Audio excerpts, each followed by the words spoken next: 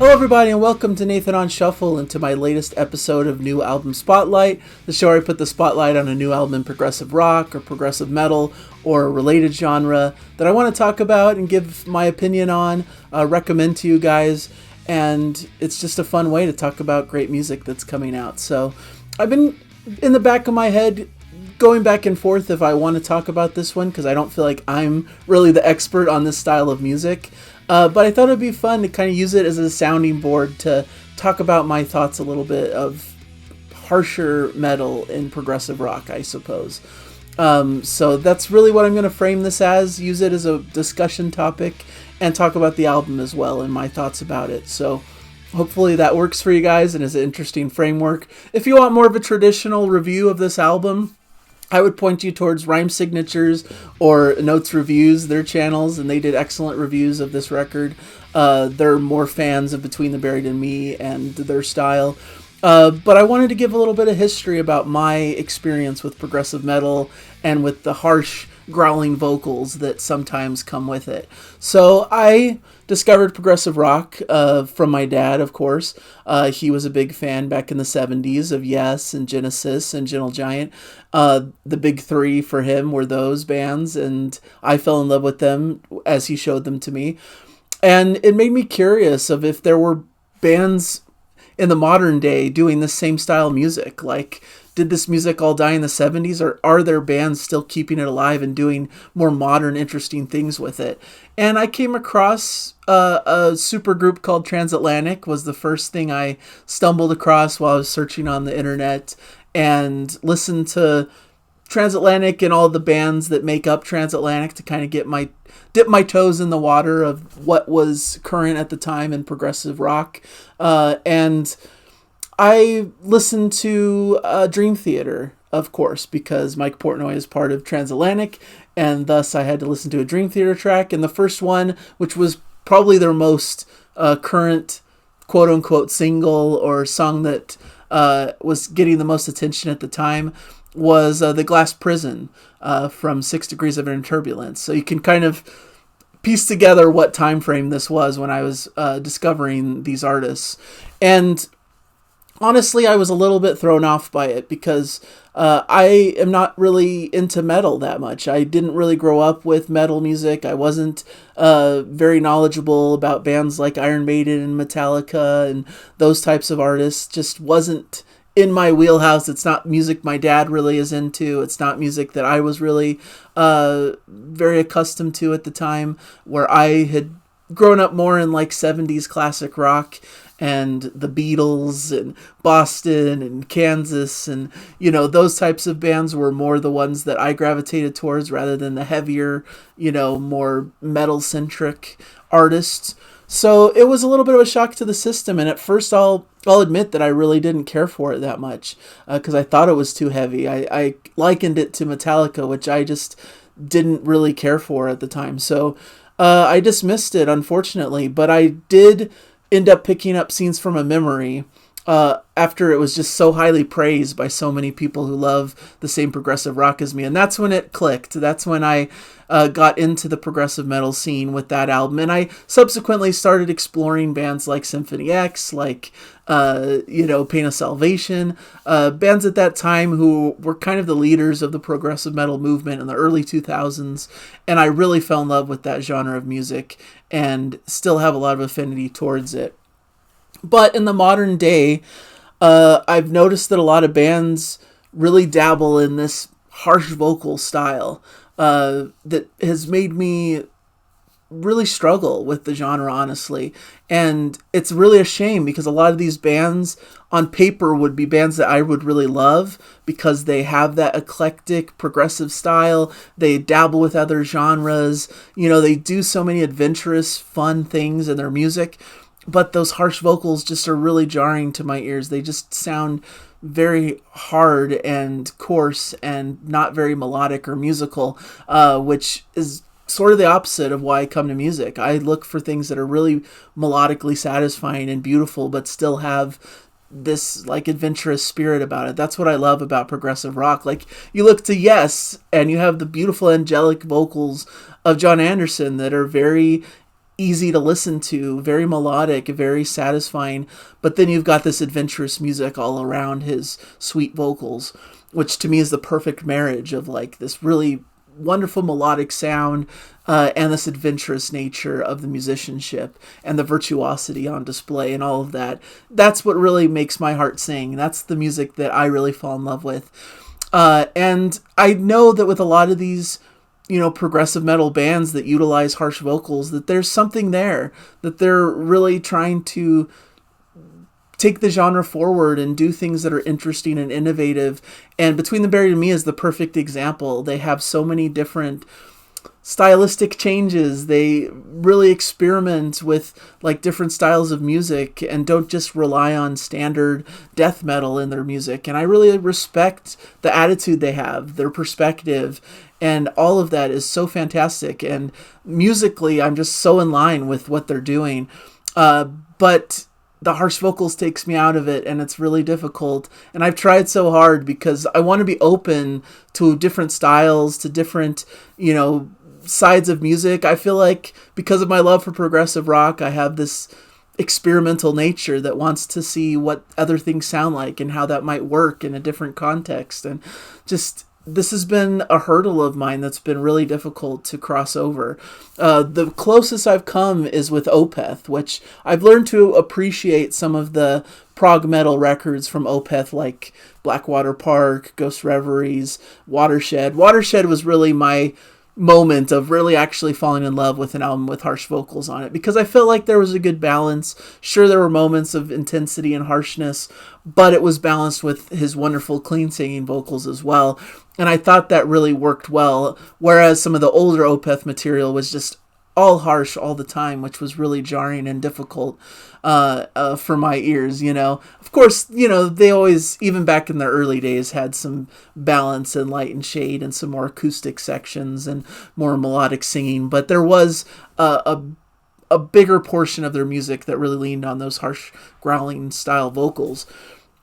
So getting to Between the Buried and Me and their recent release, I was really interested. I listened to the single, the first track that they made available, which was Things We Tell Ourselves in the Dark. And I was totally blown away by it. I love that track.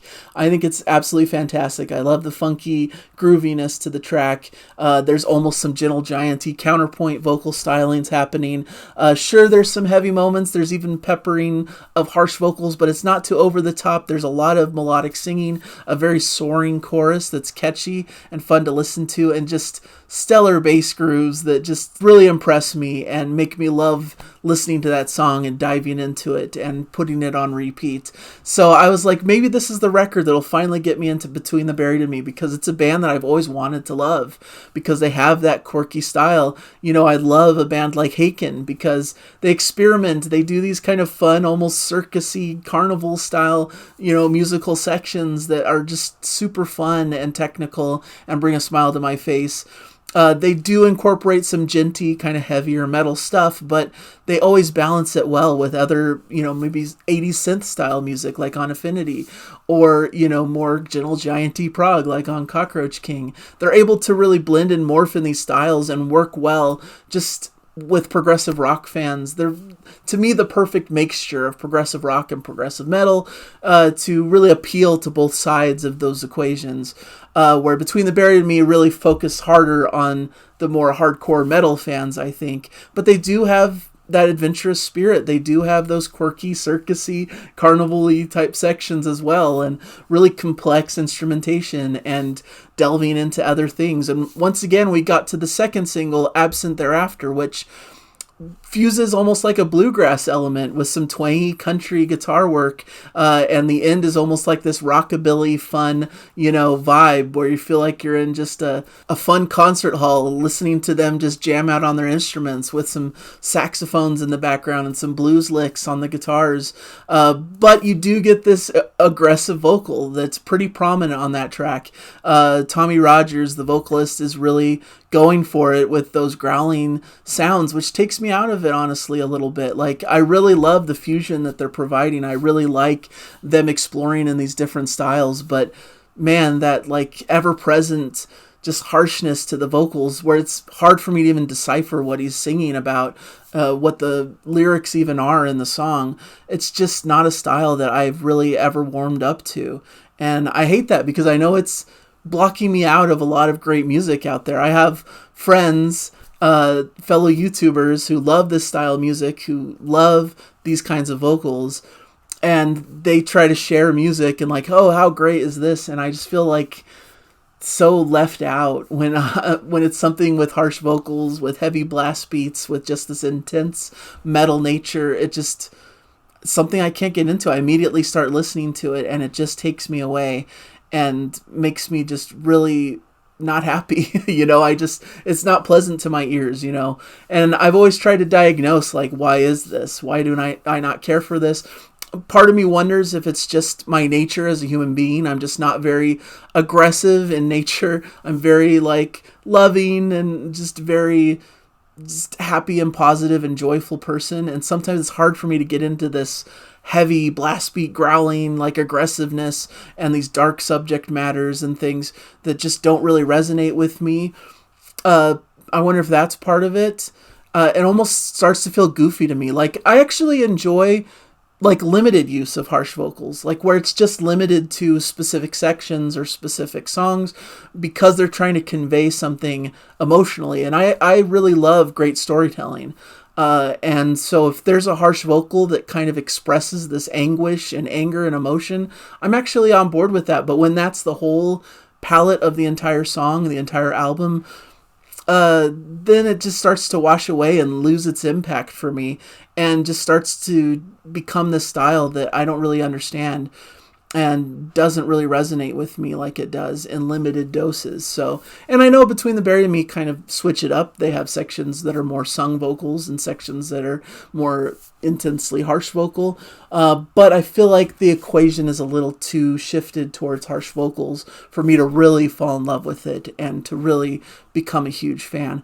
But that being said, if I ever was getting close to a modern record that got me into harsh vocals again, or allowed me to not be too bothered by it and still enjoy the record, this is probably the record for that. For some reason, I've still enjoyed this record quite a bit.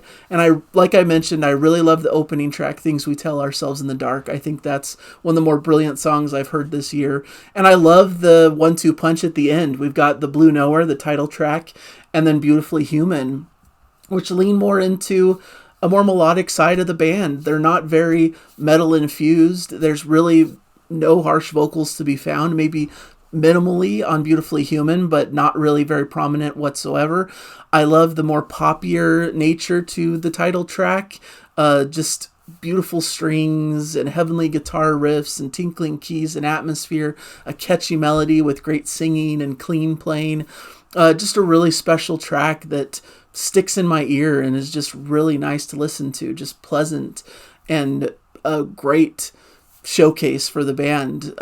And once again, as they dabble in different stylistic changes, this is kind of a different dabbling and makes it stand out. Maybe for another band, if most of their music sounded like this, it wouldn't really stand out, but amongst the cacophony of heavy, harsh metal that came before it, this really stands out as a different change up to the album that's welcome and that's beautiful to behold. And Beautifully Human takes it up another notch. Wonderful acoustic guitar and atmosphere, and a fantastic beat enters in with mostly clean vocals and leads to an epic closer with cinematic feeling, a great musical motif that repeats, and a supremely satisfying conclusion to the record as it builds and builds. I just absolutely adore it and think it's really fantastic conclusion of record. But everything in between all of that is kind of mixed for me, because they really lean on the harsh vocal side of the equation and these really intense sections that feel repetitive and difficult for me to really get my claws into because it's just not a style that resonates with me particularly. But there's moments and cool things all the way throughout. I actually think there's a lot to enjoy in the track God Tear. Even though it's one of the more heavier, more wall of sound kind of tracks of the record, there's some really cool haunting keyboard motifs, some killer bass lines towards the end. There's almost a cool proggy keyboard circusy music feel in the middle. There's some interesting atmospheres and some interesting things going on in that track. I mentioned Absent Thereafter with kind of the twangy, bluegrassy kind of rockabilly style that adds a cool element to the band. Door 3 adds almost a Latin kind of salsa groove to the end of it that I thought was a fun, fascinating change up. Psychomantium has some cool circusy, theatrical kind of diversions as it goes throughout its different sections of Crushing Heaviness. Slow Paranoia has that interesting, loungy, almost jazzy vibe with vocal layering and some well-placed strings that almost brings to mind like the Deer Hunter at their most like vaudevillian. And there's a lot of cool stuff all throughout, like I mentioned, but it's hard for me to just completely immerse myself in it, to completely get lost in the theme of the record when these harsh vocals and very harsh metallic sections draw me out of the experience that I have in these cooler sections that draw me in. So, but it's a fascinating record, and like I said, I really love the adventurous nature of the band, that they're willing to experiment and bring in these different styles and don't compromise. I think that's great, and I'm not trying to say that they should change and not do the harsh vocals and make a pure progressive rock album. I think this is them at their core, and I think their fans really enjoy and love this music, and I'm very aware that mostly music is very subjective. Like, I'm not saying that harsh vocals have no place in music. I'm saying that they don't have a place in my musical vocabulary. In the music that I enjoy, my tastes personally, I just can't get into it. And the more I try, the more I realize it's just not really for me. And I probably should just move on and just accept it. You know, I think everyone comes to those terms at some point, that there's just certain bands, genres, styles that just don't work for you, that you have to kind of move on from and say, I'd rather spend my music listening time on something I know I love and on something that really grabs me and resonates with me. And unfortunately, it just doesn't for me when it comes to these harsh vocals, even though there's moments scattered throughout this whole record that really are fun, that grab my ear, that make me excited, that I just grin and smile at because they're doing something really unique and creative.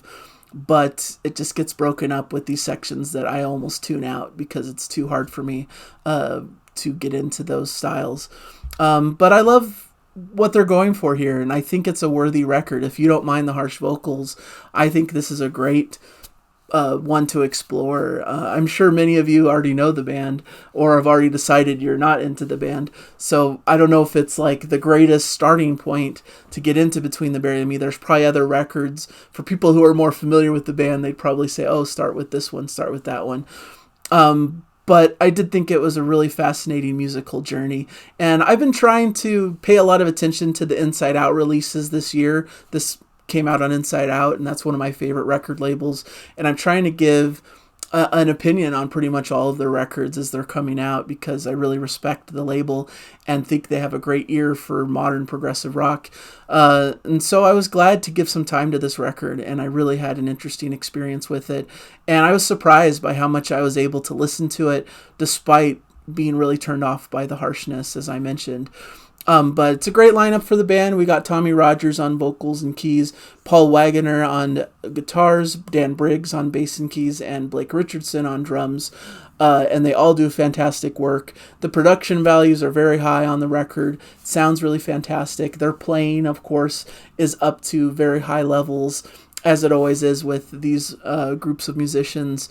And for people who love the harshness, who don't mind the heavy vocals, and like more of a metallic style, this is certainly a brilliant record that you're going to love and that I heartily recommend. But for those of us who can't stomach the harsh vocals very well, that struggle with it, it came away as a little bit of a frustrating experience, because I really want to love it.